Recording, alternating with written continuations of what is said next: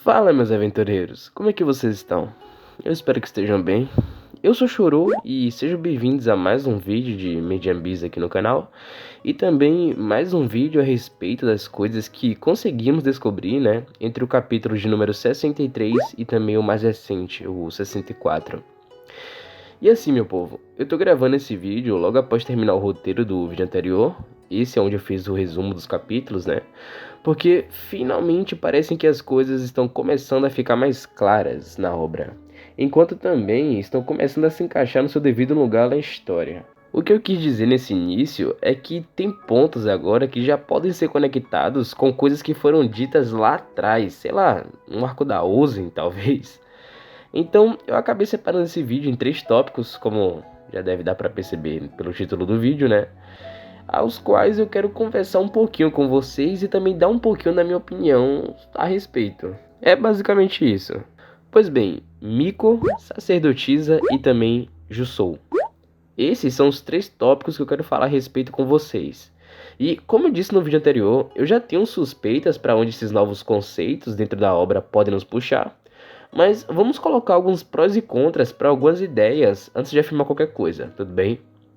Lembrando, as coisas que forem ditas aqui é apenas a minha opinião. Ela não é pior ou melhor que a de ninguém, tá? E eu posso estar completamente errado, assim como qualquer outra pessoa. Começando pelo primeiro tópico, Miko. A Srajo e o cara do seu grupo lá, né, o Calvão, nos apresenta no capítulo 64 uma suposta caçadora nata que muito provavelmente está na sexta camada. E o que me leva a pensar nisso é a ênfase nessa caçadora, justamente quando somos apresentados a um conceito de bestas na obra, e logo no lugar onde uma integrante da Rio Rex que estava caçando essa coisa veio a desaparecer. Se é humana ou não, disso nós ainda não sabemos. Mas continuando. O que sabemos até então é sobre a integrante da Rio Rex, né, que acabou desaparecendo, e também que no teste da provação entre Reg e Nishagora, Srajo estava levando em conta tanto se valia a pena confiar nos protagonistas, como também descobrir se eles eram a presa do tal Miko. Ou seja, a soberana do misticismo estava levando em conta que eles já poderiam estar sobre o olhar dessa pessoa ou criatura que muito provavelmente representa um perigo considerável, visto que eles estão em alertas o tempo todo em relação à mesma. Infelizmente, isso é tudo que a gente sabe até então, ou então que dá para deduzir. Mas tem algumas considerações que já dá para serem levadas em conta só pelo que já foi dito.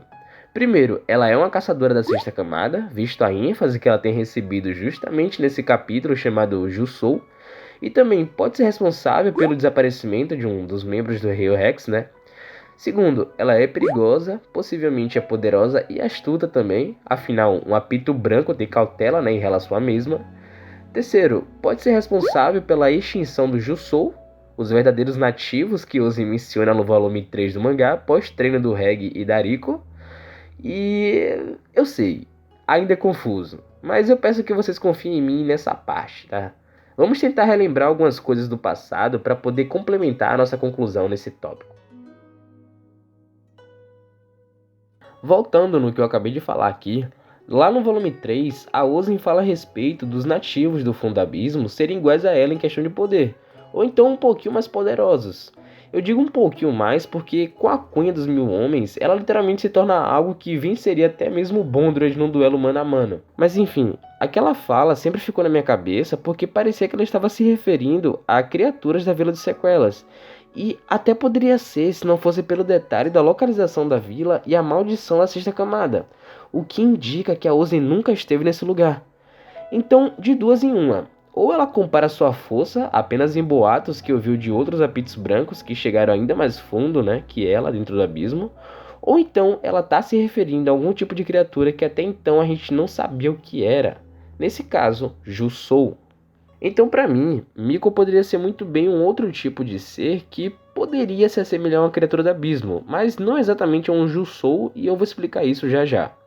Ou então, quem sabe, Miko poderia ser uma variante da Riko, né? Já que só precisa mudar uma letra para poder chegar em ambos os nomes? Não, né? Tá, esqueçam isso. É maluquice minha. Por hora, a gente entra no segundo tópico, Jusou. Como foram apresentados no último capítulo, também não temos absolutamente nada de informação sobre eles. Fora que o Bondrewd nos revela quando ele fica frente a frente com a Srajo. onde ele diz que todos os membros da Hail Rex foram transformados em Jusou, e estes seriam os bestas que não deveriam existir porque eles eram usados como oferendas para sacrifícios logo após nascerem. É basicamente isso que a gente tem. Mas dá para pensar numa coisa a mais aqui. Normalmente, sacrifícios com oferendas são usados e foram usados no passado, normalmente por pessoas religiosas, usando animais domésticos para saciarem fomes de comunidades, ou então em ritos que fizessem ligações com as divindades de suas crenças em prol de algo. E então, eu suponho muito que os seres dessa raça poderiam muito bem estar associados a um tipo de culto religioso dentro do abismo. Até explica o fato deles não terem aparecido na obra até então, afinal, devem existir poucos deles andando por aí. O problema aqui é, se a gente pensar que isso tudo era em prol de um rito, então para quem ou para o que esse tipo de coisa era oferecida? Opa, será que finalmente teremos a confirmação de uma suposta divindade no fundo do abismo? Eu sinceramente não gosto muito dessa ideia, mas tem coisas que já estão apontando para isso. Eu confesso que é algo até diferente de se pensar. É legal. Uma coisa é certa, em qualquer tipo de história antiga sobre ritos de sacrifício, sempre temos a presença de um ou de uma sacerdotisa. E então aqui a gente chega no ponto-chave, na minha opinião. Ainda no capítulo de número 63, descobrimos por meio da conversa entre Nishagora e Tepaster que a jovem exploradora é realmente alguém que seguia a tal sacerdotisa. Ao mesmo tempo, dá para perceber que Nishagora fica com uma certa raiva só de pensar que nossos protagonistas também poderiam ser seguidores dessa pessoa ou dessa coisa. Logo, dá para pensar também que Izrajo também deve tomar medidas contra a mesma, enquanto a reconhece como sua inimiga. Mas esse é um pensamento que eu formei apenas observando as reações dessa galera, então não leve muito em conta. Então, para concluir também unir os tópicos, na minha opinião, Miko é o nome de uma sacerdotisa não humana que participava ou talvez ainda participe das oferendas para o abismo, já que em decorrer de toda a obra nós vimos o quanto as pessoas que vivem nesse lugar, atribuem um teor religioso para os acontecimentos que se passam nesse lugar e até com seus entes queridos. Talvez, bem no talvez mesmo, isso também possa ser atribuído a uma divindade abissal na qual ainda não fomos apresentados. Mas, sendo bem sincero, eu não tenho muita base para elaborar um pensamento sobre isso com uma boa conectividade em relação ao resto da história, e ainda fico meio receoso de que as coisas caminhem para isso. É fato que o Akihito tem uma grande segurança na escrita, mas isso aqui é um conceito muito grande. É meio preocupante colocar isso numa história de aventura. E meu povo, eu acho que é isso.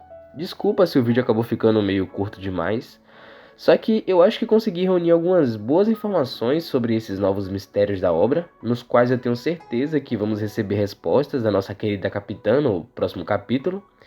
E se essas coisas não caminharem para isso tudo que eu falei, eu acho que o conceito de Miko correr mais pro lado de ser uma espécie de contraparte da nossa protagonista seria até que bem interessante. Aí teríamos até respostas sobre aquela encarada estranha entre a Riko e o Cravali, e também iria suprir aquele fator genérico, de que temos em alguns animes, de que os mistérios da obra estão atrelados ao protagonista de alguma maneira. Mas enfim, esse foi o vídeo, eu espero que vocês tenham gostado. Eu agradeço se você ficou até aqui comigo e até a próxima. Tchau.